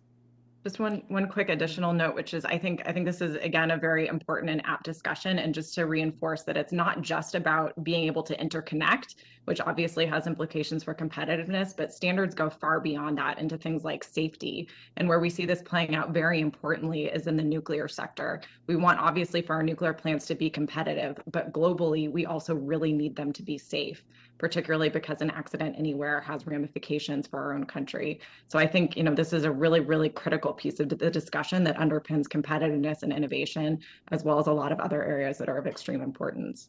Thank you. And I couldn't agree more. Safety, security, cybersecurity, privacy. I mean, it's all wrapped into this new technology, and we should be really leading in this space. Thank you for that. I only have a minute, but Dr. Mason, in your written testimony, you stated that if we are to compete for the leadership role in the future, the U.S. must revitalize its physical and human capital infrastructure and have a coordinated approach between the many agencies and institutions and private industry that are currently working in key emerging technology areas. I'm curious to hear more about your thoughts on the current status of the U.S. workforce when it comes to RD&D for new technologies. Are we prepared? Do we have the workforce, and what more can we do at a federal level to incentivize? Well, just to give you some numbers, we are at Los Alamos in the middle, actually, of a fairly significant turnover in our laboratory staff. We've been hiring about 1,000 people a year, in fact, more like 1,200 people a year in recent years. We still have a large number of our staff who are retirement eligible, and so this is going to continue for the next several years. I am very pleased with the caliber of the people that we're attracting, their enthusiasm for our mission and their technical skills. So I think we are doing well in that regard. But quite frankly, it's still the pacing element for us is the rate at which we can attract, recruit, and retain the very best. The primary way we do that is, first and foremost, the compelling nature of our mission, and secondly, the incredible suite of tools and capabilities that we bring to bear. This is something that is, attractive to graduates across a range of disciplines, and I think our greatest challenge is that the infrastructure that we're bringing people into is maybe somewhat less encouraging than the excitement of our mission. And so we've got some work to do there, because it is difficult to bring people into space that was maybe state-of-the-art in the 50s and 60s, but has been left behind since then. So that's probably our biggest struggle is offering people that kind of modern 21st century research environment. We do it in some areas, not so much in others.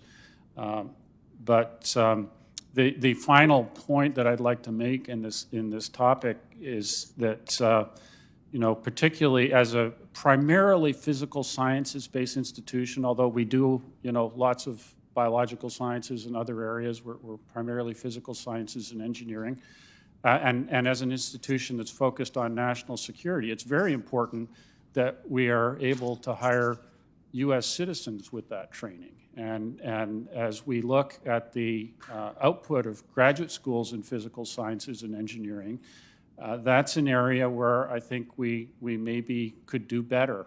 We are not educating enough of our citizens, and while we certainly are eager to hire the best and the brightest for around the world, for many of our mission areas, that's really not an option. And so things that we can do to incentivize students thinking about what their career options may be, to look to those disciplines so that we have more of our own that are getting those advanced degrees would really be helpful. Thank you. Thank you, Mr. Chairman. Thank you, Senator. And now we have Senator Kelly. No, I'm sorry. I'm so sorry, Senator. I got Senator Hoven. I saw where he snuck in. Senator Hoven. Thank you, Mr. Chairman. I appreciate it for Chairman Dauber. As I think you're aware, the EERC Energy Environmental Research Center at the University of North Dakota and the National Energy Technology Laboratory at DOE have a long history of collaborating on fossil energy research and continue to work together today on what I call cracking the code on CCUS technology. So tell me, do you believe that the widespread deployment of CCUS technologies is a key solution to addressing grid reliability and affordability while reducing emissions? Senator Hoven, clearly having baseload power that has flexibility has value, and natural gas is going to be very important to have those characteristics that solar and wind don't have right now, and even batteries. And so being able to have carbon capture is clearly critical.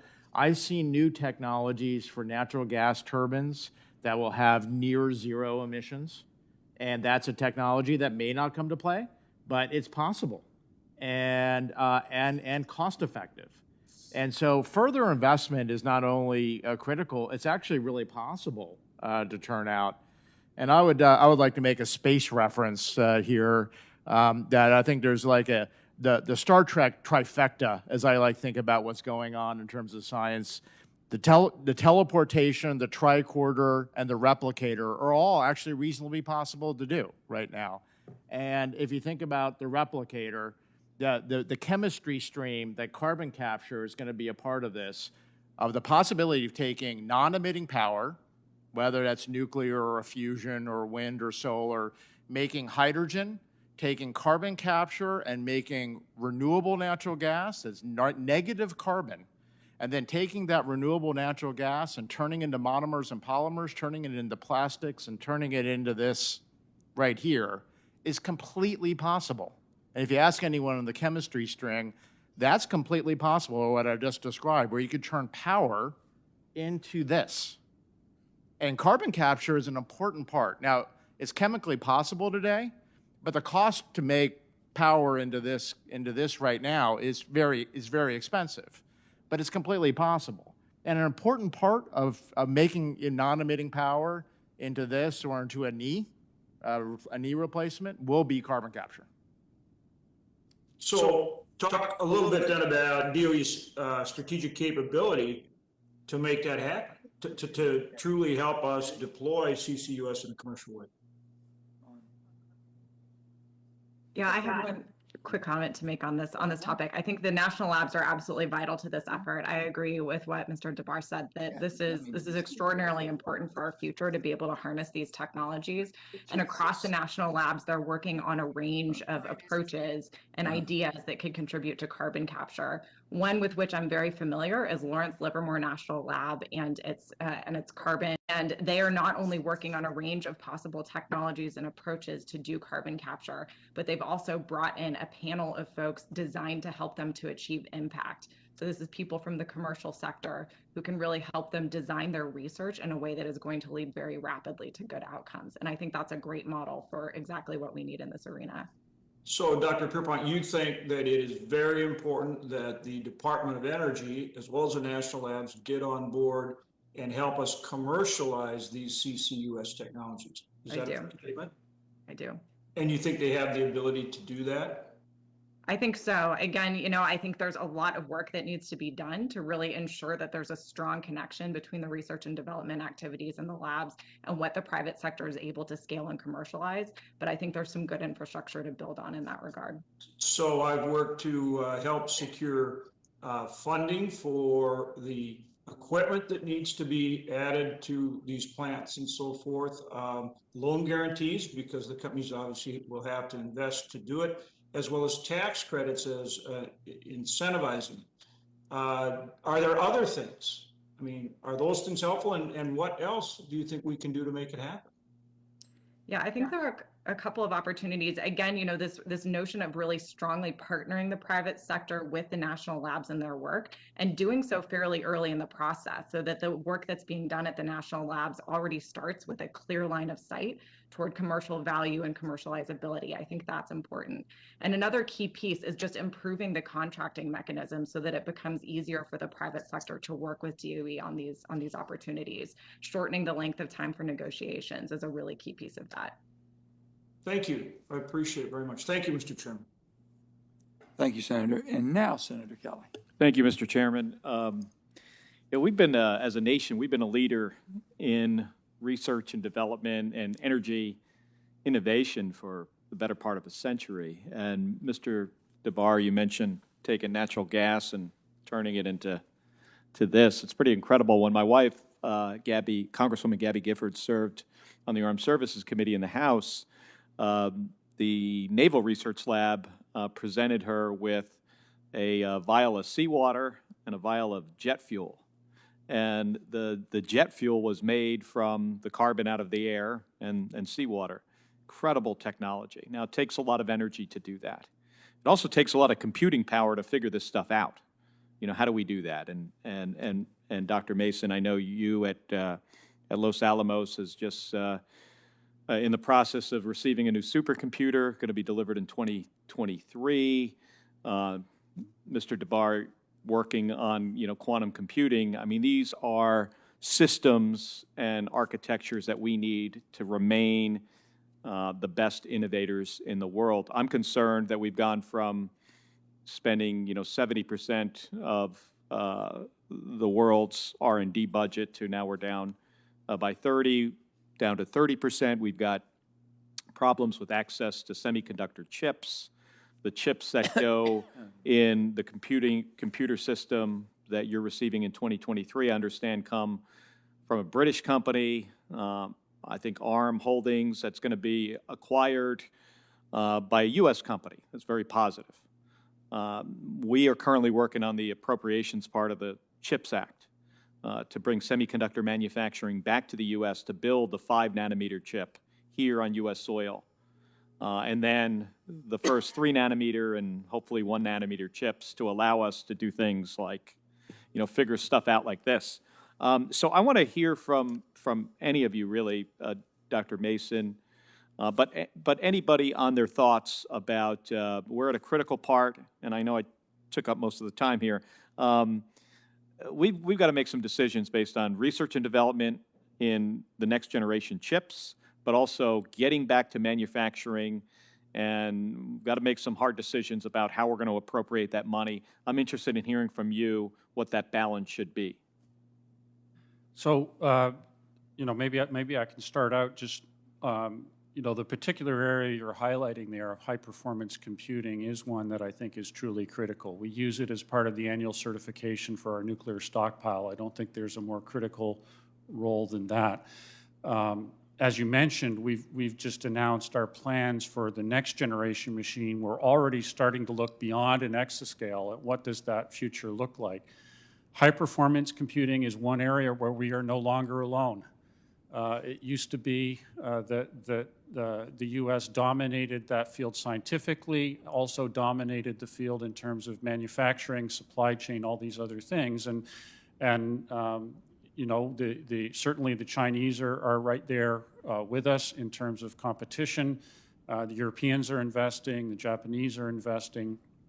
And the reason they're doing it is because of the tremendous power that it brings to solving the sorts of problems that you talked about. It's interesting that last time I was in China, I had a conversation with the director of one of their computing institutes, and they were justifiably proud of the fact that they had begun fielding #1 computers. But he made a comment. He said, when we got the #1 computer, we had a big party, we drank a lot of champagne, and we woke up the next day with a hangover. And I said, what do you mean? And he said, well, what we're finding is we're not getting the scientific output when we benchmark ourselves against the U.S. labs. And the reason was because, with money, you can get the computer. But in order to really get the utility out of it, the ability to, model those chemical reactions or, the performance of a nuclear weapon, you also need to bring together a whole system of people who understand that science deeply. And that's something that we've been quite successful at. And in fact, the Chinese have figured this out. It's one reason they've got this big push to build these comprehensive national labs, because they recognize if they're going to leverage the full economic benefit, they need to domestically manufacture the chips, and they have made that requirement for the new machines that they're building. They recognize it's going to cost them more, but they're using it to drive their industrial development. And you also need to have the capabilities to use those machines in the scientific areas, and they're investing in that as well. My own conclusion is this is not an area where we should willingly cede our leadership, and that means we need to continue to invest not just in the hardware, but also in the people and the capabilities that goes along with it. The good news is that we have been good at that up to this point. But as I said, we're no longer alone. And one thing that I think China has come to realize over the past couple of years is they do not want their economy to be vulnerable to the U.S. turning off access. They've been concerned, obviously, with the Huawei situation about the fact that they had components of their economy that were, in some sense, had supply chain vulnerabilities on our side. I think we also need to be in a position where we're protecting our advantage and don't allow ourselves to become hostage to others in this area, because it's critical both economically and also in terms of our national security. Thank you, Doctor. Senator Hickenlooper.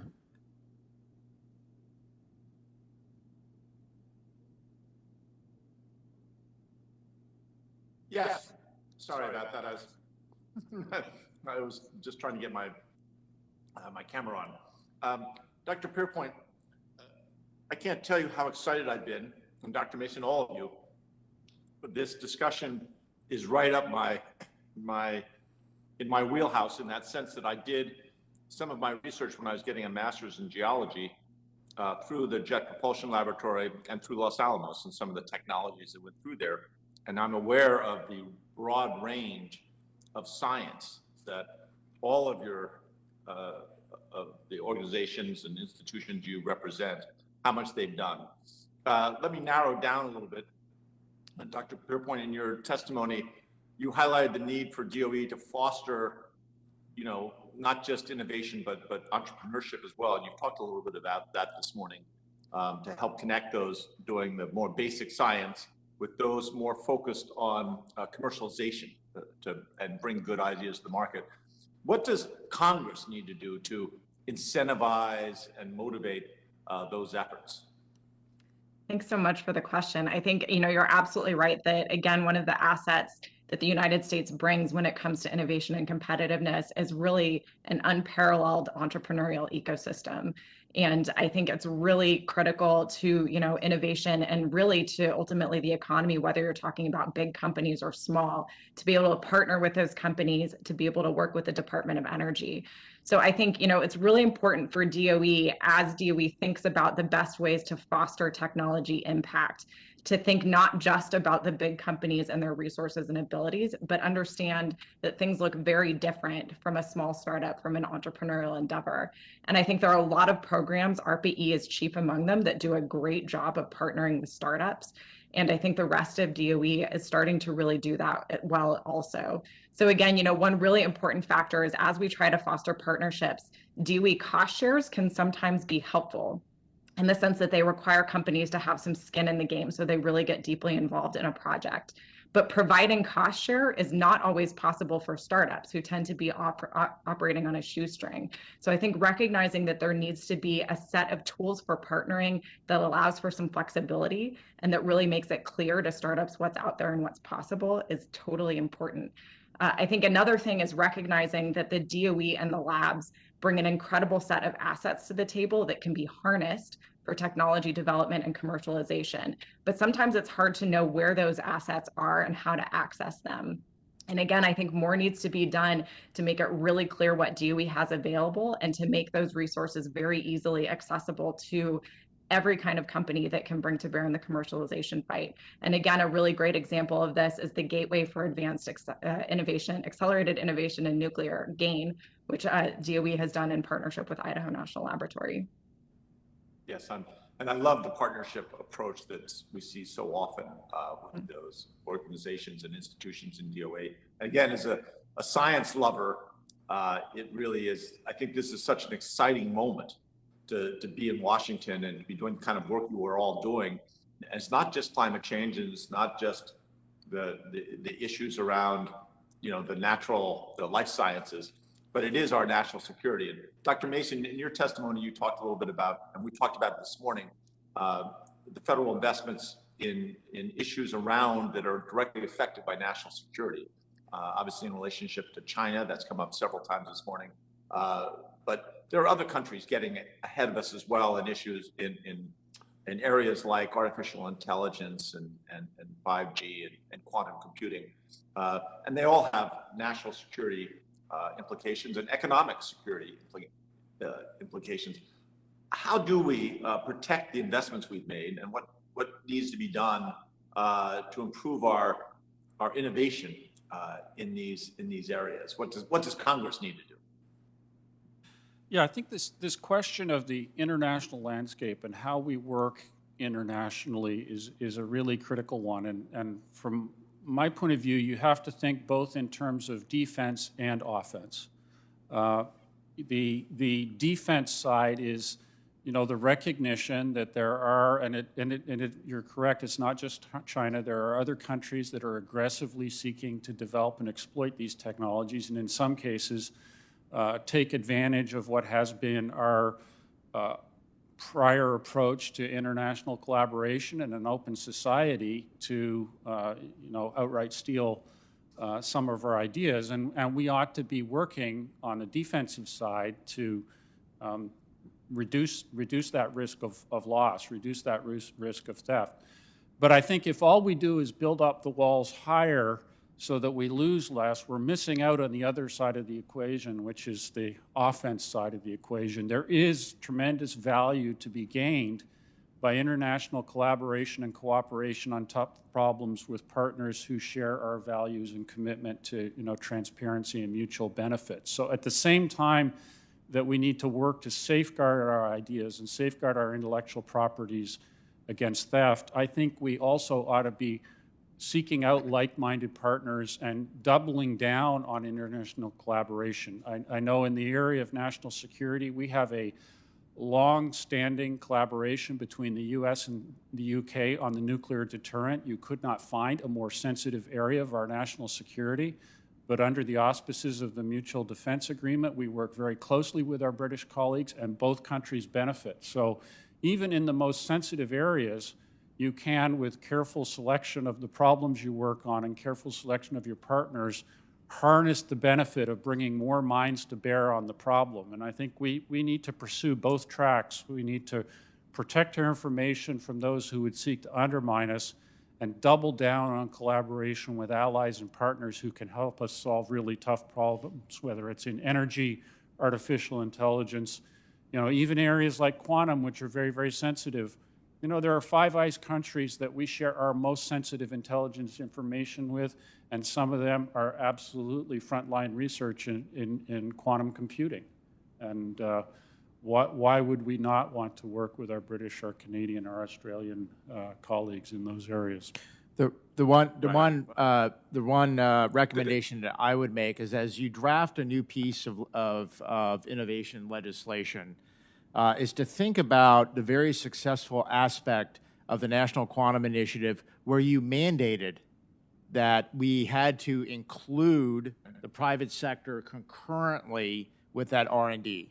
And by just that sheer fact of this committee including that term in the National Quantum Initiative, and when we bid out the R&D centers, the 5 R&D centers, there are 69 entities in the 5 R&D centers around the country that were bid out as a result of this committee's action.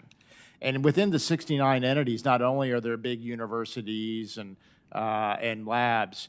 But Microsoft is in it, Applied Materials, IBM, Rigetti, even Goldman Sachs is in a DOE quantum research center. And they're all looking at, as the R&D is being developed concurrently, as to how do you deploy it. Now, my best example of this is the internet. The internet was first started up in 1969 by DARPA doing the 4 initial nodes. And then NSF went ahead and started funding it at other universities and DOE and others. But it took 20 years from the first modem to the internet. And I would argue that's too long. And that's because the private sector was not included in the internet on day 1 rather than year 20. And you could also argue that the internet was not designed to be defended, which is something we deal with every day. Anyway, I'm way over time. Chairman Manchin, thank you so much. This has, I think, been the most illuminating session in my 100 days, 107 days in the Senate. I want to commend you for helping put this together, and I want to thank everybody on this panel. It's just tremendously exciting to hear these discussions and to see how much we're going to get done in the near future. Thank you, Senator. We appreciate that. And Senator Barrasso. Well, thanks so much, Mr. Chairman, and I'd like to add, along with Senator Hickenlooper, to thank you for putting this committee conference together. I mean, this is terrific. Great panelists, great discussion, very, very important, and I think in a bipartisan way, we've all learned a lot, and as hopefully the nation has as well. I just have one last question for Mr. DeBar. But first, I wanted to introduce into the record an article from the New York Times. It was a front-page article way back. It was the headline is, "In FBI sites, stolen research flowing to China." And the article quotes a Dr. Michael Lauer, who is the Deputy Director of Extramural Research at our National Institutes of Health. And he states, "We know there are companies formed in China for which we funded the research." So, Mr. Chairman, I ask unanimous consent to that. Without objection. And then my final question, universities pride themselves on conducting open science and includes collaboration with foreign nationals, understandable. The international collaboration really may help advance science, but as a 2019 FBI report states, and here's the FBI report, it states, "This open environment also puts academia at risk for exploitation by foreign actors." So before Congress radically increases funding to boost our competitiveness with China, shouldn't we ensure that universities have safeguards in place to prevent China from benefiting from this funding? And then, Mr. Chairman, I ask unanimous consent to be able to put that in the record as well. Senator, yes, I would agree with you. OSTP has recommended certain policies to universities to try to identify conflict of interest and disclosure, which are the first steps to identifying the problem and to set up solutions. There are some universities that are much farther along on this, on the China acquisition of technology, and there are some that are less. And I think that process should continue forward, and would certainly recommend that you include certain provisions in anything to enhance that. And if I could just add to that, I'm actually serving on something called the Roundtable for Science and Security that was set up by the National Academies of Sciences, actually under the auspices of this interagency process that Paul was talking about. And that's bringing together academic institutions, national labs, that's my role there, government agencies who are funding research, and people with experience in the intelligence community. And one of the things that we're grappling with is this challenge of, equipping the universities to respond to this without actually, killing the goose that laid the golden egg. We want to retain that ability for free and open and innovative research, but we need to be smarter about how we go about doing it in some of these areas that cut a little bit closer to the edge in terms of our national and economic security. And as Mr. DeBar has stated, I think there are many universities that have a deep appreciation of this because of the challenges they've faced and the experiences they've had. There are others where it's still a bit of an alien concept, and we have some work to do to educate. Thank you, Mr. Chairman. Thank you for your answer. Let me again reiterate our appreciation, what you've brought to the committee today and been able to share with us your knowledge and your professionalism and also the experiences you've had has been tremendous. And I know that Dr. Pierpoint could not be here, but we're so happy that she was joining us by WebEx, and we thank her. Ms. Leslaw, we thank you. Mr. DeBar, Dr. Mason. We're in a situation right now where there's an awful lot of things coming, and we're trying to decide how we best go forward to get the biggest bang for our buck, but make sure we're not reinventing the wheel or spending doubly for something we already have. So we're going to be probably calling on you more in the near future, and we'd like to have your input, and we appreciate, again, very much for making an effort to be here. Meeting's adjourned.